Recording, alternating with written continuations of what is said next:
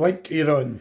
How you doing, everybody? Welcome to another show of Blink and You'll Miss It. What's today's topic? Well, somebody was asking me what was the routine when I was in the jail.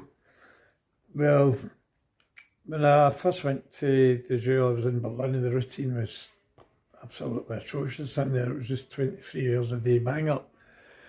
But then I got moved into England. I got charged, went to Bristol. From Bristol, I went to court. Then I arrived in Long Lartin in September 91 and arrived in the reception.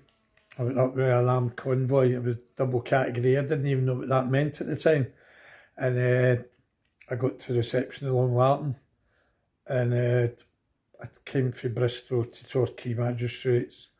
Up to there, I just left my pal Mick Carroll. He was in Bristol. So I thought I was going back here. So I went into reception in this Long Lartin, and I says, "Where am I?" And the guy went, "You're in Long Lartin." I says, "Where's that?" He went, "Evesham."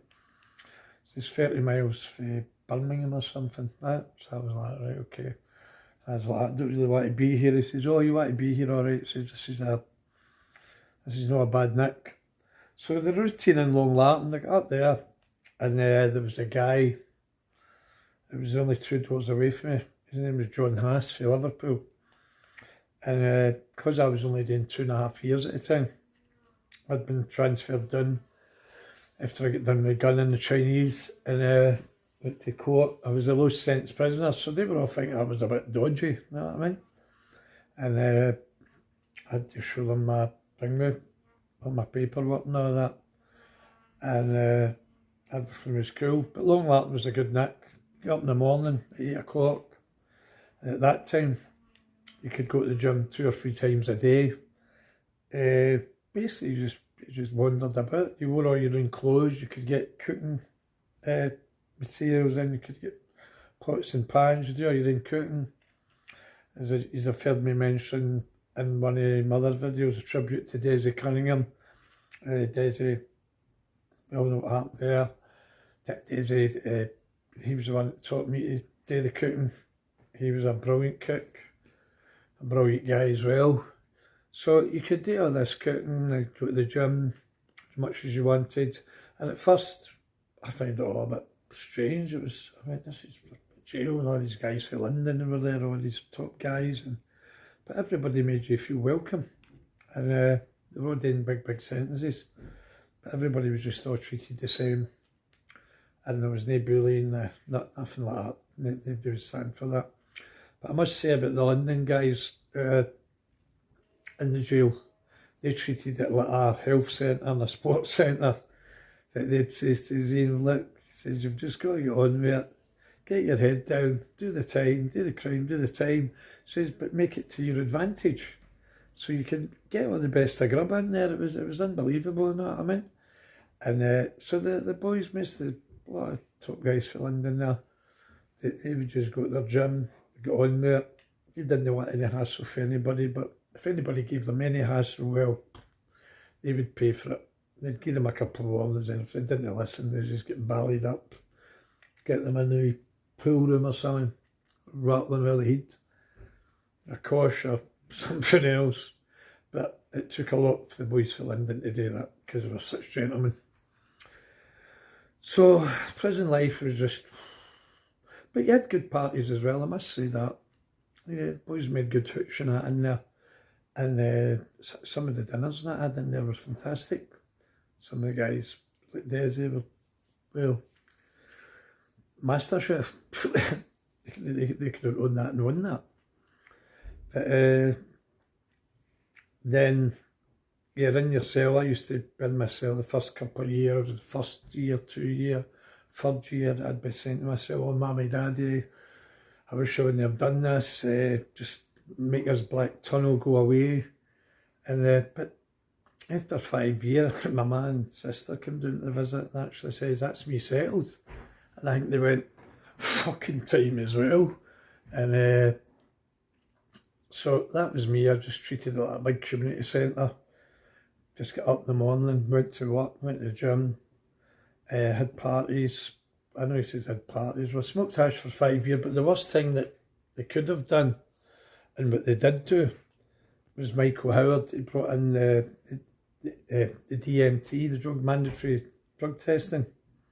That was just a bad decision altogether. Because even the prison officers says at the time that everybody was smoking hash, everybody was all peaceful, quiet. But then a lot of people turned to the other stuff, the nasty stuff. Because the hash, that lasted 28 days in your body, and anything else was like 3 days or something. So it was sad to see, you know what I mean? But that's the way it was. And I got done a couple of times taking hash, and I was up front of the governor, and he's like, there's cannabinoids, I think they called it, in your system. And I was like, I must have got spiked or something, but you get 7 days wages and a load of crap. But they were taking remission off of you. That was the sad thing about it. People were losing a lot of time, and that's how a lot of people did turn to smack and all that, which was it was terrible, you know what I mean? To see some guys like that. And it was terrible. I thought every Thursday you get your canteen, and guys got with bags of messages to people, chickens and bags of rice and everything else to get this bag of gear. But I can only blame the government and Michael Howard. He was shouting law and order and all the rest of it. So as life progressed, I was getting quite good in the gym. When I first started, I went to play badminton, and I was like, being put out of the net. After about 6 or 7 years, I was a Scottish internationalist. I was like, next. Guys from Newcastle, Liverpool, Manchester, London. I was running about. A maniac at 37. I was doing the rowing machine. I was doing my pal Skip for London. He came from North London, Wembley. He'd been sentenced to 24 years for all sorts of bank robberies. But he went down to 18 years. Sometimes he was doing 3 bank robberies a day. So me and him would be on the rowing machine. And we'd do 40 minutes, 10,000 metres. 4 minutes 1,000. Which was pretty good going. But guys would walk by me and Skip me like, or pair of pussies and all that. They're like, go on you on it. So he'd go, what? I said, go on that and just pull that fucking thing for about 2 or 3 minutes. Then they come off it like, I'd take them into the toilet, you alright? And they'd be like, what? And I'd be like, tell me what kind of a feeling did she get there? They went, what you on them? And they're going, I'm saying, do you feel as if you've just fucking right down the runway fucking Gatwick Airport, Heathrow, and burning inside? Aye. So that's no for pussies. But the rowing machine is a very good machine. I couldn't do that now, you know what I mean? I'm well past that now. But the time I became 37, that was me. I was fucking running 3 times a week. Look at this, there's a big pal there. How you doing, son? There's your big doggy. How you doing? There you go. There you go, you're knowing that. Good. You're doing like a star, don't you? Oh, he's a big lovable rogue. Look at him. Oh, look. Oh, look. You want to be in the video? Come on. Good boy. Good boy. Let me go on with this video, son. You know everything's unscripted, so I've just got the dog in here now. You want to look at him? Oh, look. He likes me, doesn't he? Christ. Mm-hmm. Let me do this interview, for Christ's sake. Good boy. Christ. Good boy. Good boy. Where am I? I'm at 37 years of age. I'm running 3 times a week. This dog's jumping over me, by the way. But that's unscripted. And he's a good big dog. He's coming up for a run.